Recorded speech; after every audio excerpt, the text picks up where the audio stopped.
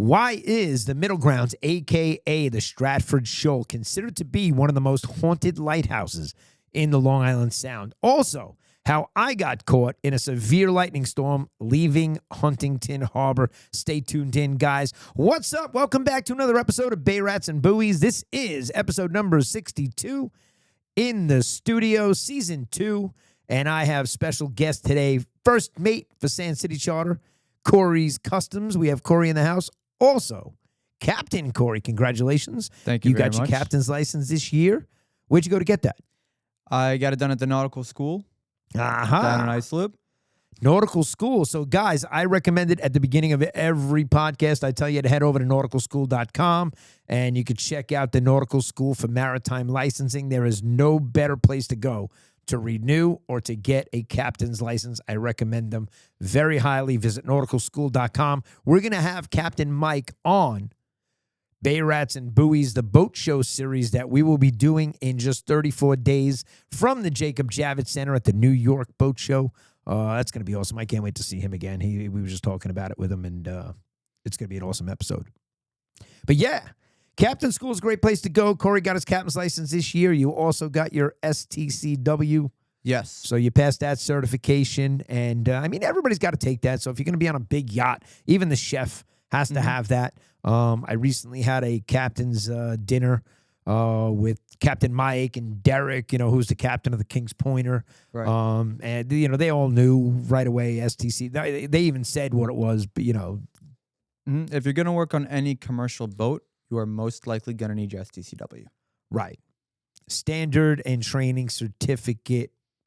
Watchkeeping. Watchkeeping. Yes. For seafarers, Mm-hmm. So that's what you need. You got to get that if you're going to work on any of the big boats. And you were getting it to work on the tugboat. Yes, I was. So, congratulations, you got that. You're all done. And now we're going to move into the Bay Rats and Buoys Fishing Club, guys, because once the holidays is over, we are going to kick this club off. It's going to start hardcore, and you will be able to sign up and be one of the founding members of the Bay Rats and Buoys Fishing Club, which will kick off right after the holidays. I mean, we got what? We're 7 days away from Christmas and 14 days away from bringing in 2026. So, I mean, it's right around the corner, guys. We got 2 weeks until next year already. Yeah, I can't wait. This year flew by way too quick. Yeah, it was a great year. When good years go by, they go by pretty quick. When you're having a shitty year, it feels like it lasts forever. So, yeah, this year was definitely a good year, especially fishing-wise.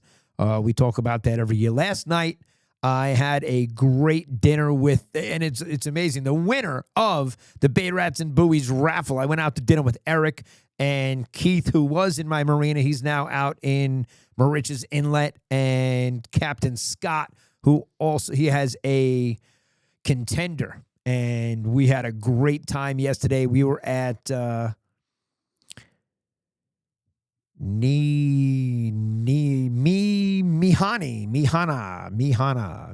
in Woodbury. Okay. Amazing restaurant. We had a great time, a lot of fun, and I highly recommend it. The food was fantastic. It was my first time there. I understand when I looked it up, they have one in Comac, and we went to the one in Woodbury, and it was fantastic. So thank you, Eric. That was a good time last night. Great seeing you guys. And I always love hanging out with different captains because we were hearing all kinds of crazy stories. And, everybody's always looking to upgrade. It doesn't matter what kind of boat you have. You're looking to upgrade a 27 sailfish. I'm looking to upgrade for Sand City Charter. Eric's looking to upgrade. We were talking about the HCB that's in the harbor there. Insane. Everybody sees that, and they're just like, wow, that's the Powerball boat. Yeah, you hit absolutely. Powerball tonight, you can buy 2 of those. That's easy, but it really is a sick boat, that Estrella. It's insane. It's on another level. Just the color combinations, the power, the length, the size, even the lines of it. It's just a sexy big boat. Usually a big boat is like, Right. Usually they're a little bulky, they're a little wider, but this is just like a knife. You see that, and it's just insane. 100%. You were on one at the boat show. Yes. You did the tour with one of the kids from the company. Yep. And they asked us not to post the price in the video because the price won't, when you watch this video throughout time on YouTube, the price will not be the same price that you saw at the boat show because they had it for like 1.2 million. It was, it was cheaper. They had a special boat show price. That's right. So we'll have those again this year, guys. We are excited. This year's boat show is going to be epic. We doubled in size for the booth. So we're a little bit bigger. We're going to have more interviews and a lot more sponsors and people that we're involved with. And we're going to be there working all 5 days. So that's going to be super exciting to tune into. What else is going on? I mean, this time of the year, I was just talking. I got a call from Tom, Outdoor Tom. Everybody knows him in Newsday. He writes the articles. He's Outdoor Tom.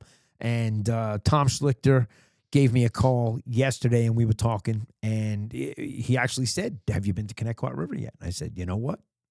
We're going. I have not been there yet. I have not been there yet for the year. I usually wait until right after the holidays to go. Yeah. I do. I usually go in January. It's stressful right now with the holidays, trying to get there, between buying presents, between getting things ready. A lot of people are taking off trying to get there before the holidays because now striped bass season and tog season's coming to an end. They're trying to get to the river. Well, it ended on the North Shore, so they're still Right. They got until what? It ended on the 20th, so that's what, in 2 days it ends. I think on the 20th or the 22nd on the New York bite or the South Shore. South Shore bite, yeah, yep. South Shore, yeah. So that'll come to a close shortly, and fishing will shut down. I mean, we talk about the water temperature being freezing cold. I see a picture last week I get sent. Now, I posted in last week's episode, I mentioned a bunch of apps that I recommended. And because I had gotten the new Simrad 3012 NSX with the 12-inch screen, I forgot to recommend to you guys in last week's episode to download the My Radar app that I also run, because now I don't need the My Radar app because I have radar on the boat. But previously, I use it, and I always use it when I'm on somebody's boat that doesn't have radar. But one of the great features about it that I love is that I have it set to let me know when lightning is going to strike in Glen Cove, okay? I might set this back further, okay? I might set this back to when lightning strikes over New York City, and I'm going to tell you why. I learned a lot last year when I got caught in a lightning storm, and this was serious. This was like, holy shit. Turn around, go back. Meanwhile, I got blue skies in front of me. Wait till you hear this. But the My Radar app actually goes off on your phone and says, hey, lightning is striking where you have it set to tell you. And, I mean, they have this on golf courses. They have this technology, to alert people when there's dangerous lightning. Lightning can be very dangerous on the water. And you need to know. So you don't want to be out there in a lightning storm.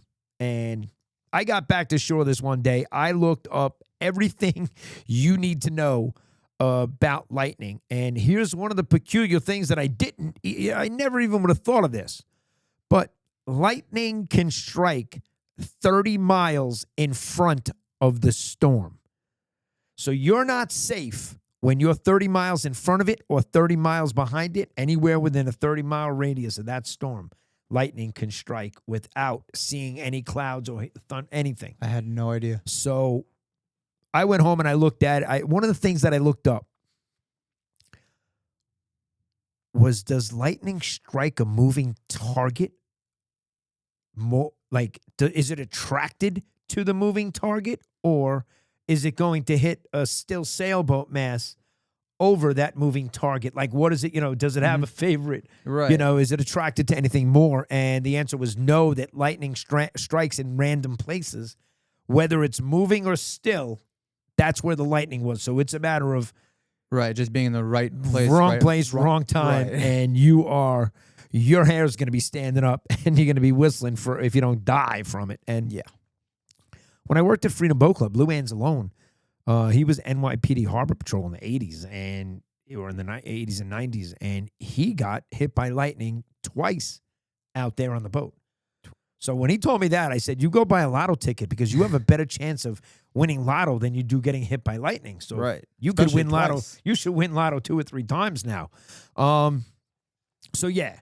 So lightning is very dangerous, and I'm leaving Huntington Harbor one day. I get a call as a boat broken down off out. He's not far off of the ramp at Loco, off the stacks there, and his boat broke down, and I had to go out there and tow him.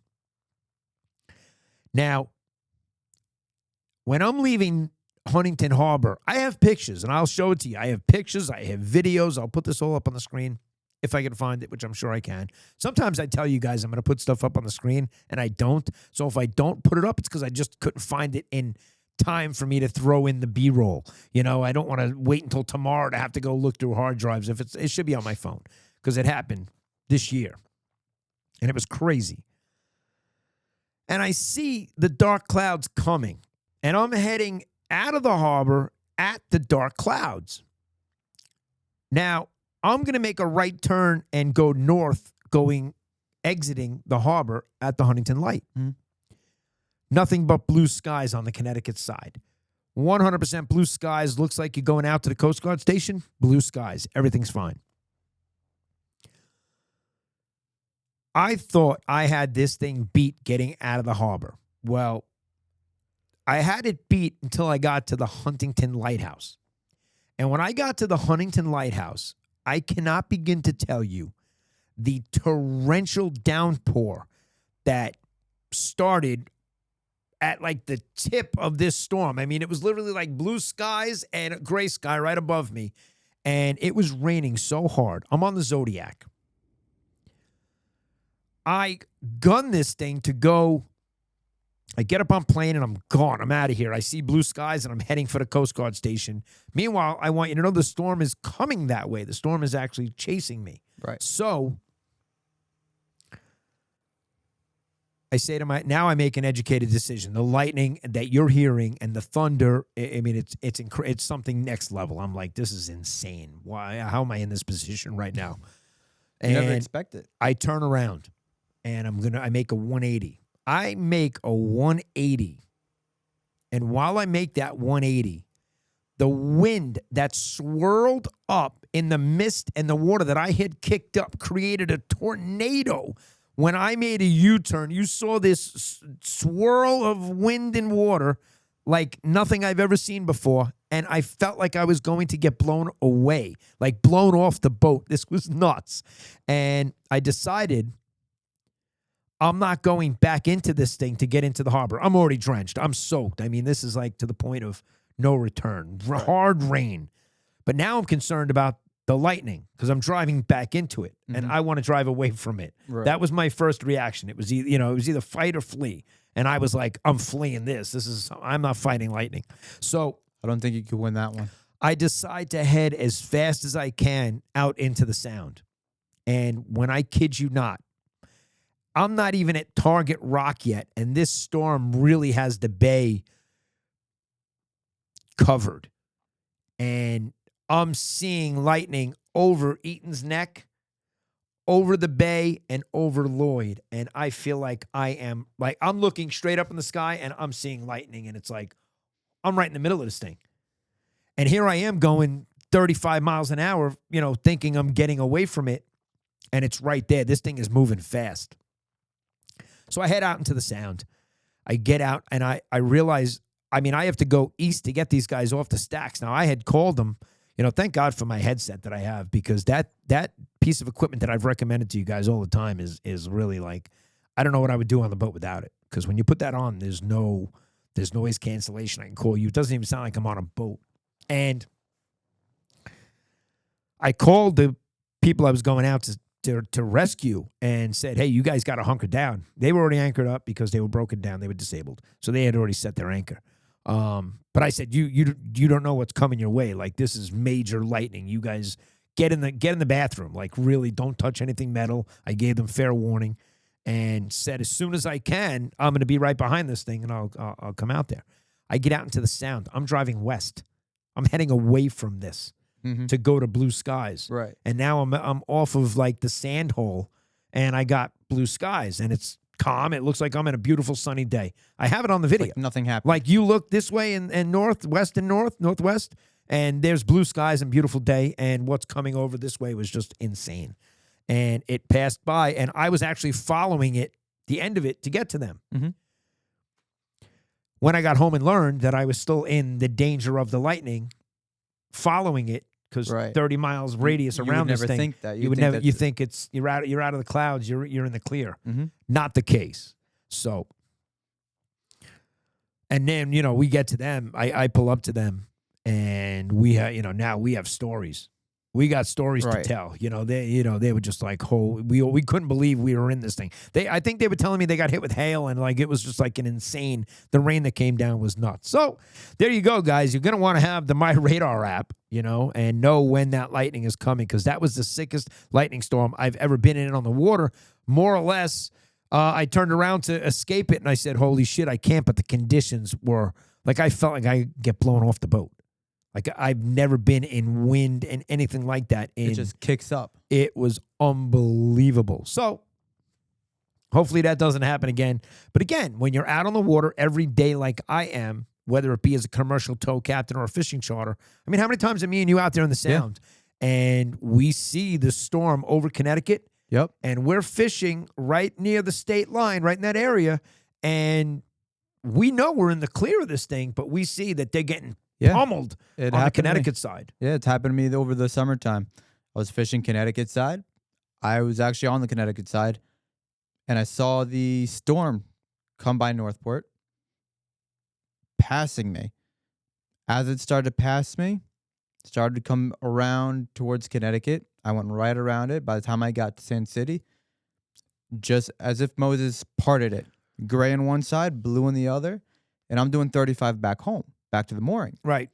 And it's catching up to me. Yeah, they're fast. Storms move fast. By the time I get to the mooring, and this isn't far, it's maybe half a mile between Sand City and the mooring. Okay. Maybe a little bit more than that. By the time I got to the mooring, it was just pouring on me. Right. Like you could fill up a 5-gallon bucket in 5 minutes. Now, where he's describing Sand City to his mooring, you could actually take that app, Navionics, and draw a line from Sand City right to his mooring, and it will tell you exactly how far that is. And these are things that you, as a captain, you want to know. How wide is the bay that I'm in? How many miles across is it?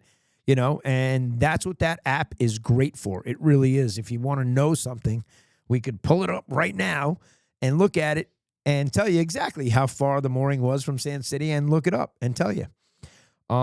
Which is why I recommended those apps last week, and I forgot to tell you to download the My Radar app. So that's one you're going to want to add to your collection. It's great. I don't use it as much. It's still on my phone, but I don't use it as much because now we have radar with the Simrad 3012 and the NSX. I just love that unit. Yeah. Unfortunately, I don't have it on my boat, but I use the My Radar app. That's it. You got to use. It doesn't matter what boat you're on. You're going to want to have that so that you know when lightning is going to strike and when storms are coming, and you can see it. I've had friends, Joe and Kenny and a whole bunch of other guys that had boats that would actually text me and say, "Hey, what does the radar say?" Right. I'm like, download the app. Why don't you have the My Radar app? And I'm sending them because it's beautiful. You pull it up, you see it, and then you just say, "Oh, I want to share this," and you click share, and it sends the actual image, the video, to the person showing the clouds coming in their direction, and it's yellow and red and green. And it tells you if it's going to be rain or wind or you're going to get snow. pummeled. Get out of there. Run. Run. Going to tell you exactly what you need to know. Yeah, it's a great app. Really is. So that's recommended to you here in episode 62, and that was the crazy, the crazy thing that happened to me. I'd have to say that was the craziest thing that really happened to me out there in 2025 on the water, was that getting caught in that lightning storm. And, the videos, even when you watch, unless you're watching like Deadliest Catch or something, Right. the camera never does justice to the size of any waves. Nope. Like the waves me and you encountered coming back from Stanford. I told Eric last night, I said, "Eric, we took these ladies across for lunch. We come back into 30 mile an hour, 30 plus mile an hour winds coming out of the south. And when winds are out of the south, Connecticut gets pounded. When they're out of the north, our side gets hit." And I was telling him there were 3-footers in Stratford Harbor. And he knows what 3-footers in Stratford Harbor are because Eric has been caught in some major, major waves in the Sound on his 38 outrage. Right. And that boat will handle it. So I told him the minute we got past those breakers, It was 6-footers. They doubled in size easily. And he's like, yeah, so how long? He guessed right away. He was like, what, it'd take an hour to get back? I was like, yeah, dude. Lucky to be pushing 10 miles an hour tops up and down those things. But that had been the worst conditions. We knew this. So we knew this leaving the marina. We knew this. We said to them, hey, yeah, it's got to be bad. These are the two options. We get in an Uber and we take a ride back, and me and you will come back the next day and grab the boat. Right. Or everybody's getting wet, and we're in for a decent ass kicking. And what did we get? We got a decent ass kicking. Yeah. So they wanted to go back and get wet. They said getting wet was not a problem. They had their bathing suits on. They actually had fun. Enjoyed. They actually had fun, which was. Yeah, they got off the boat with a smile on their face. Yeah, which was kind of cool. You know, it could have been total opposite where you feel bad and get, but listen, right. Even after you warn somebody, they may not be prepared to take water over and splash and get soaked. Where are you putting your phone? Where are you hiding your phone when that's happening? Because that's everybody's first instinct is, oh my God, my phone's in my pocket, or I'm holding it in my hand, and you got it up in the air while the wave's coming over you. Yeah, one of them was definitely destroyed. Phone definitely got wet for sure. But yeah, so you got to know your weather. Weather's a big, big part out there. You think because we're in the Long Island Sound. Now, I mentioned at the beginning of this that one of the most haunted places in the Long Island Sound is the Stratford Shoal, a.k.a. we all know it as the Middle Grounds, just off of Port Jeff, just outside. And back when I worked for Freedom and I was training people out of that area, I went and I Wikipedia'd the Stratford Shoal. And on the Wikipedia, it doesn't really tell you how haunted it is. But if you go Google the haunted Stratford Shoal or the haunted Middle Grounds, just type them in with the word haunted in it, you will get the stories that come up. And there's only a couple of them, but still, there was enough for a lot of people to hear and see different things over the years. And it was interesting because they call it the Stratford Shoal, but it was built by New York. New York built it originally. It's 1,000 feet on the Connecticut side in the Long Island Sound. So it's really Connecticut. Yeah, so it's technically the Stratford Shoal because it's on the Connecticut. It's into Connecticut by 1,000 feet. But very interesting. You can go look that up. I actually have the computer here to tell you some of the things that had happened. And one of them I remember reading about it was the church bells, that a boat left Bridgeport delivering church bells.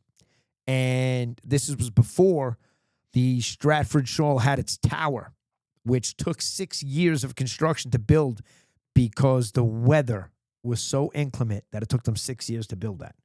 Wow. They built it within time. the windows. That's how rough they had. Mm-hmm. Yeah, so the boat left Bridgeport delivering church bells, and before it had the tower, it hit the shoal, and the boat sunk, and everybody on the boat died. And they say now that on a rough day, you can still hear church bells in the waves on rough days at the Middle Grounds. That's how haunted that is from that ship sinking there. The other one that we had for the Stratford Shoal was also the two keepers. There was a suicidal assistant keeper. So there were 3 keepers on there, 2 assistants, and the main keeper. The main keeper went away on vacation and left behind Hulse and what was the other guy's name? Julius Coster.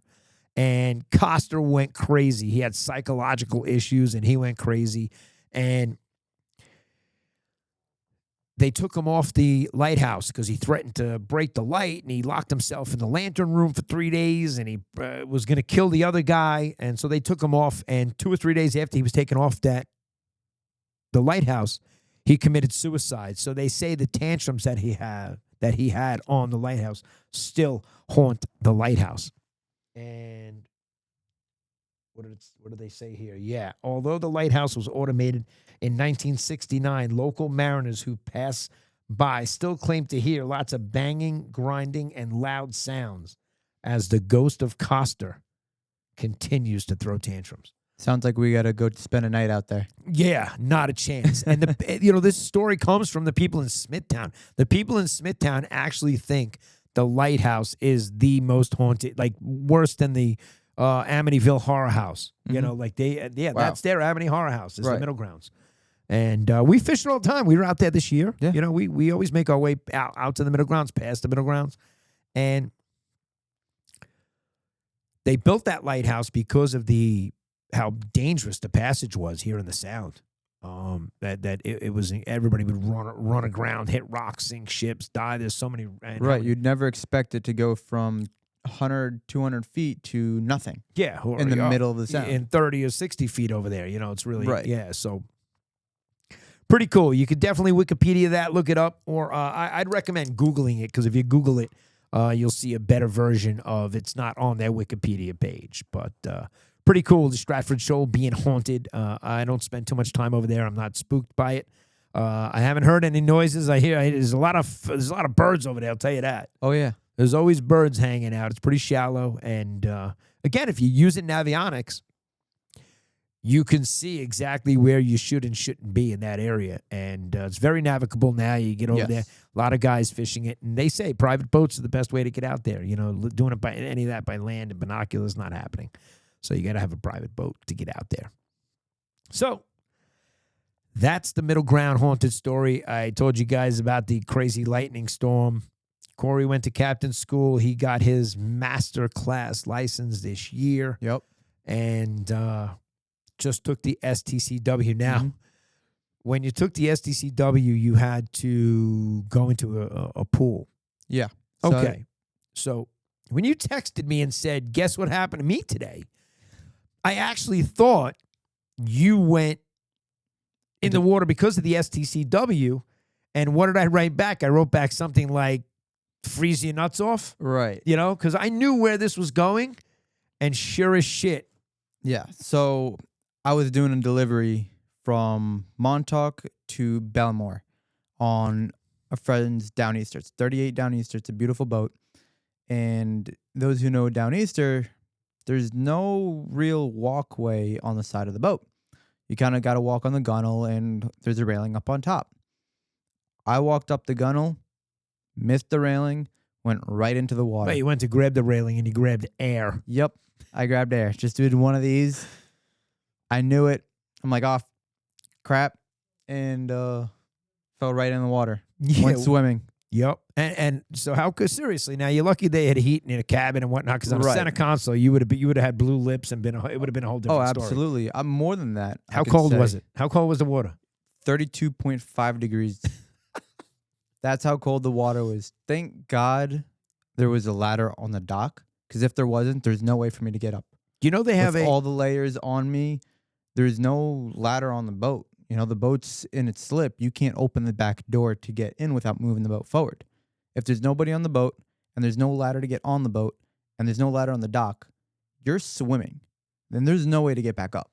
And it's not deep, but you're still... It's not easy to lift somebody out of the water. No. However, Especially with 5 layers of clothes on. you tie a line to the cleats and you hang it down for a loop to step into, and there are tricks to get back up, and you got to learn these things along the way, which I have learned, and I've actually had to implement them because I had to get onto the private tier, which has no ladders and nothing to climb up, and I had to get back on the boat from a dive. From diving, and had to get back on, and that's what we did. We tied a line to the cleats, looping it down so I could step on it, at least get my foot up there and pull myself up to hold the cleat, and now you have something to stand on. Right. But if you don't have anybody there to give you a rope and you're swimming, forget it.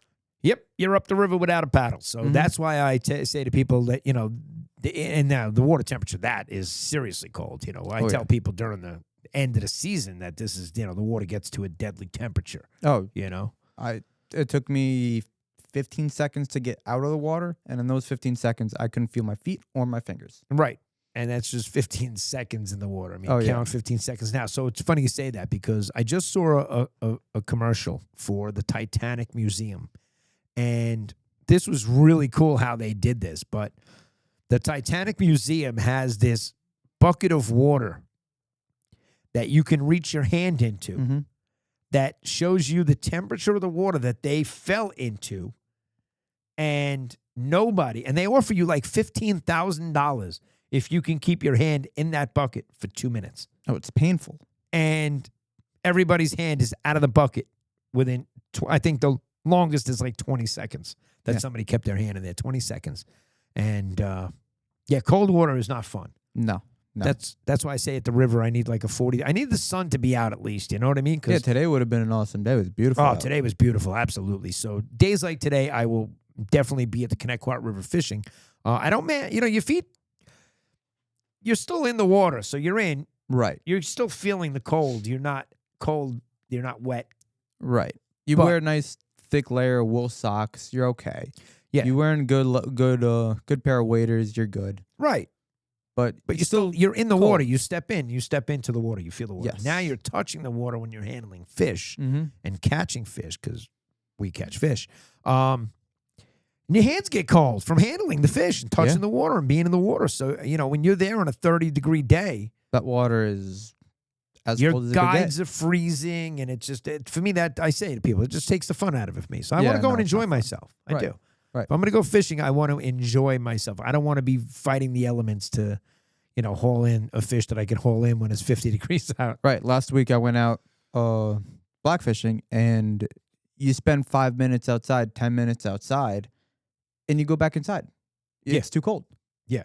You catch 1-2 fish, and you're like, okay, time to go back in. Let me make myself a cup of coffee. Let me warm up. And then you go back outside. If you have a cabin. So, no thank you. I will wait till the springtime because once that temperature hits 50, I will be back out there. I can't wait to unwrap the boat. We have a lot of cool, fun things to do this year. But first and foremost, big shout out to all the listeners and the guys. We have a lot of fans that listen to it on the audio spectrum, so you get it anywhere you get your podcast. It built up, and it's being listened to in 5 countries, which just blows my mind. So it doesn't matter whether we're talking about the Long Island Sound or the Sound in the Carolinas or whatever we're talking about, because what we're talking about happens everywhere. Right. And this is why I didn't realize, we feel like this is homegrown Huntington, North Shore of Long Island. I didn't realize that it would spawn into people listening to it, all over the place. And with some of our biggest listeners really being west of us, not just Manny. Manny's, everybody knows Manny. Manny's famous by now, which is kind of cool. Manny from the West. So there's probably going to be a shirt, Manny from the West, without a doubt, But last week, I did not put the episode up on Thursday. I did record it. So I had a power issue that was a power issue outside of the studio, causing an issue inside the studio, and the camera shut off on me twice. I figured out the problem for the next podcast that I had to produce. And they sat down, we produced it, and the camera, everything was fine. So I did my podcast after that, went home. Now it's Friday, it's late. I go home, I edit, I put it together. It's Saturday, and so I didn't put it up on Thursday. I didn't get it up on Friday. I recorded it on Friday. Didn't put it up on Saturday, and I started to get messages. When it's not up Thursday, 6 o'clock, guys send emails, text messages, you name it.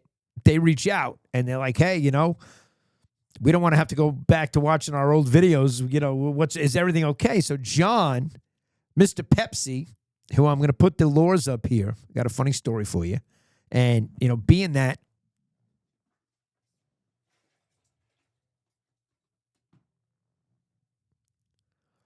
it's the holiday season, Diet Coke has a Santa Claus on the can.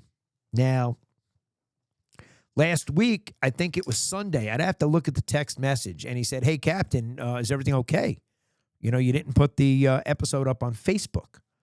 And I think he said it's Saturday because I think I put it up Sunday morning. And I wrote back, yeah, hey, I appreciate you reaching out. Thank you. Which I try to respond to everybody's, messages. So if I ever miss any, it's really by human error. So sorry that I missed it. And he signed off Pepsi. And so, John, I know who you are. I know Pepsi. I know you're a Pepsi distributor. I love it. I heard something recently about Coke, and I got to dig this up and do a little more research. But I heard the reason Santa Claus is white and red is because Coca-Cola created Santa Claus. I'm going to look into this a little bit more. I could tell you a little bit of a gist of what I heard, that Chris Kringle was a guy that was able to dislocate his shoulder and go down chimneys and steal people's presents. And they put a spin on it. And I'm going to look that up for, there he is. There's Santa Claus. He's on the can. That's some conspiracy. Yeah, I'm not big on any conspiracies, but when I hear things, I'll go look it up. It's worth the entertainment value. Especially if it's Coca-Cola related. You know, it's right. You can't complain when, Coca-Cola wants to sponsor your podcast. Nobody's turning that down. And we do have the Bay Rats and Buoys Fishing Club kicking off. That's very exciting. We're excited to launch that. But me and Corey have even bigger news moving into 2026. And it's going to take some time before we announce it to the public. However, the founding members that join Bay Rats and Buoys Fishing Club are going to get invited to the first, luncheon or to the first meeting that we're going to have. And we're bursting at the seams. Like, we can't wait to tell you. And they're super excited. I mean, this is bigger and better than anything we've ever expected it to be. And again, it all spawns off of the podcast. Sitting on the back of the boat just saying, hey, I'm going to start a podcast and just see what happens. And, pretty grateful for where we've landed, where we're at. We're excited to be at the show. So we got, I think the first show of the season is the New York Boat Show at the Javits Center. That's January 21st to the 25th. Yep. That's the first one. Second one is the Copeg Fire Department, the Marine Unit Fishing Expo. That's going to be on January 31st. All right. Then it goes into the first week of March is the first year Ward Melville show is doing a Saturday, Sunday show. Right. So Bob Wilson, he's growing this. I mean, that show is epic. As of right now, best one on Long Island. Best show on Long Island, hands down. And we were excited last year when we got the call that we were in the gymnasium. Oh, we got lucky with that one. Yeah, so you want to be, and listen, it doesn't matter where you are at this show. It does not matter where you are. If you're there attending it and you're in the hallways or you're in anywhere you have your booth, you're privileged to be there. It's one of the best. Guys come from the whole tri-state area. Jersey, Connecticut, everybody's coming down to see that show. We met Simon from Major Craft, and there's a whole, Joe Baggs and a whole bunch of the other companies that show up, and you're going to see all the biggest stars in fishing at that show for Long Island, right? And they're there. You know what I mean? And some of the YouTube guys, the seminars, the YouTubers, exactly. The big tuna fishermen from the South Shore. Yup. You got Adam over at the Tuna Cartel. We'll try to get him on this year. He had a great year. I mean, he was crushing it. And you had a good year out there on the tuna this year with Scott and the boys and Joe. I sat next to him at Dean's wedding, and he was like, "Yo, I'm out of here." He was leaving to go. He was leaving to go hit the canyons, and he was sticking out the wedding as long as he could. And talking to Eric and the guys last night at dinner. Everybody's getting in on. I want to say 2026 is probably going to be one of the biggest tuna fishing years. I think so. In the tri-state area, more people are getting into it. It's becoming the tuna are coming in closer. It's like you're hooked. Right. They call you the tuna junkie now. That's it. I got the itch. You got the itch. You got the bite, and It's not like you just go to a dock and catch these fish. No, it's a completely different ballgame. Yeah, it's not like getting on a boat and going out into Long Island Sound and looking for striped bass or albies or anything. This is a complete different ballgame. This is the whole open ocean. You go so far, you can't see land anymore. It's just different. Right. And, at the Ward Melville show, there's booths that sell a lot of tuna gear. At the boat show, you got Chris from Pelagic that opened up. He had a great booth there last year. He had probably like 6 or 8 booths. He had a big setup. He opened up a shop in Montauk this year, and while we were out there for the Montauk Canyon Challenge. So we went over to his shop and filmed a little bit and showed some love. And we're excited to be out there. We're going to be 8 days at the Montauk Yacht Club for the Montauk Canyon Challenge this year. And I can't wait. Yeah, that's going to be epic. We're excited about that. Especially this year because we're going to be more, this year we went to it just to be there and get our feet wet with Chris and the gang. And the invite expanded to now we know we're going to be interviewing captains and talking to people about the fish they caught, how they caught them, what they used, and obviously not their Latin longitude because nobody's going to be sharing what canyon they were out at. But at the same time, it's going to be exciting to get all perspectives of that tournament. Right. From being on the boat, talking to captains, you being out there fishing, all the fun stuff we're going to bring.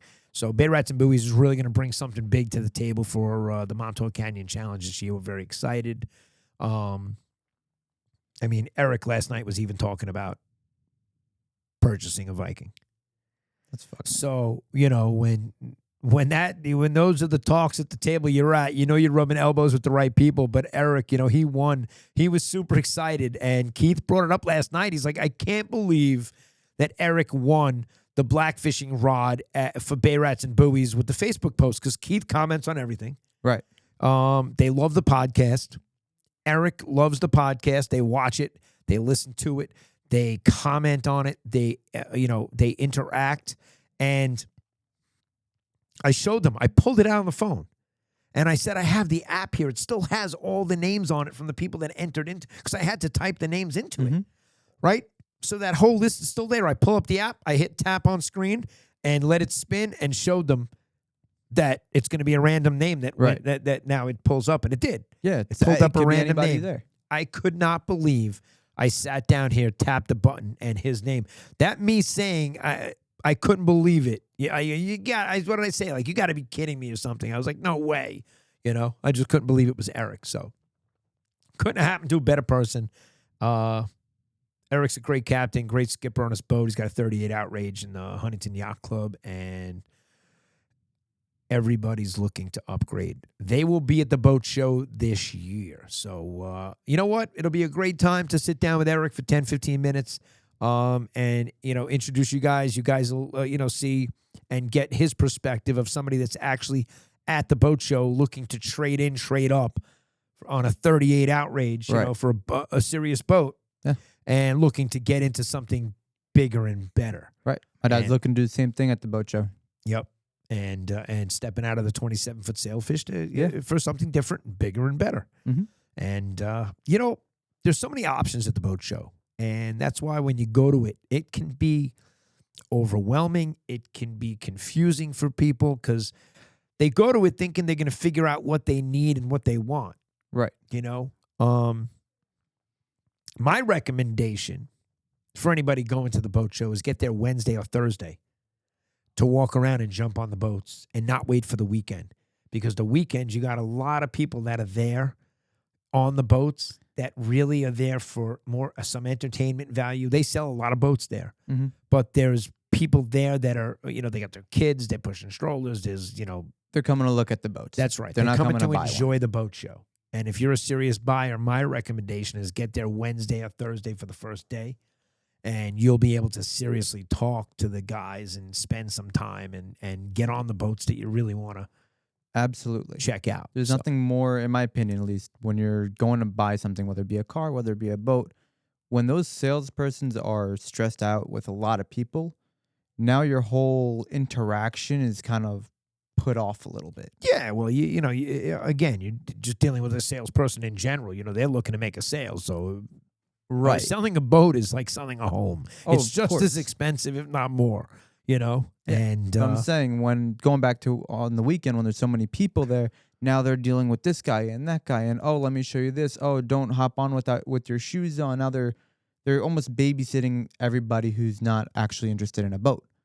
Whereas if you come on during the week or the first or second day, and it's a little bit more calm, they're going to be a little bit more lenient. That's why I'm recommending to go Wednesday, Thursday, check it out. Yeah. But the show, it's the biggest boat show. It really is. I mean, I got to hit the boat shows this year in Florida. You got the yacht capital of the world in Fort Lauderdale. I definitely want to hit that. And the one in Miami is epic. I actually want a podcast at one of the two. We want to hit the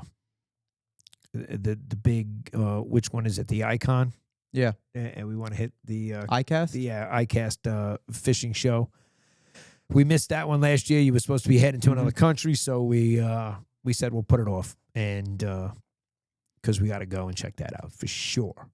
But I can't wait at the boat show this year to see. We were talking about this last night. Eric was comparing two boats that he's looking at, and he's really, do you want a Viking where you could stand in the engine room, or do you want a Viking that you don't have to stand in the engine room because the standing room is like a 50-foot and over?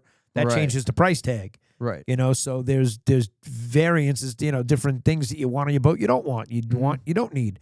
I can't wait to see what Yamaha does to compete with the 600 Merc that they came out with, because they told me last year at Yamaha through an inside source that they were stretching out a big engine. I think they were coming out with like a 550. They were coming out with the biggest motor that they had produced so far. And Eric happens to be friends with somebody in his marina that makes engines and knows engines so well. And, I've heard in the past, when they come out with new stuff and they do make these things, is it great? Yeah, it does, is it great to buy something when it first comes out? No. When they converted the Corvette from 82 to 84 and they didn't make one in 83, the 84 was probably the worst Corvette ever made.